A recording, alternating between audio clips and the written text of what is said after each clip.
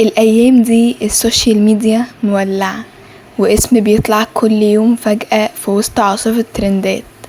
اسم مروة بنت غامضة ظهرت وقالت إنها بنت الرئيس السابق حسني مبارك.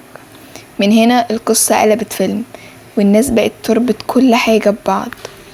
بيقولوا إن مروة ما اكتفتش بمجرد الكلام، لأ ده بقت تدخل على لايفات وتلمح عن علاقات وأسرار، وتجيب في النص أسماء تقيلة زي الفنانة وفاء عامر اللي فجأة لقوا اسمها داخل في حواديت زي دي. وفي عز الكلام ده بيظهر اسم إبراهيم شيكا لاعب الكورة اللي وفاته كانت صدمة للناس كلها، وناس كتير على السوشيال ميديا ربطوا اسمه بمروة وقالوا إن في أسرار كانت بينهم، وبدأوا يقحموا هبة التركي في الحكاية كمان. كله إشاعات لكن الترند ما بيرحمش.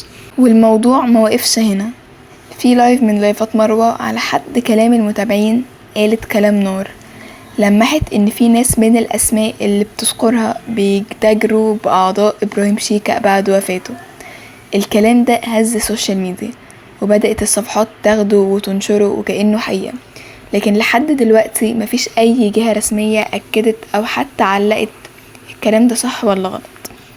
القصة دي بقت مسلسل سوشيال ميديا، كل يوم حلقة جديدة وكل يوم اسم جديد بيتقال، لكن الحقيقة الوحيدة اللي احنا عارفينها ان دي كلها اشاعات وكلام متداول، واي حاجة غير كده لازم نستنى لحد ما يكون في دليل او بيان رسمي.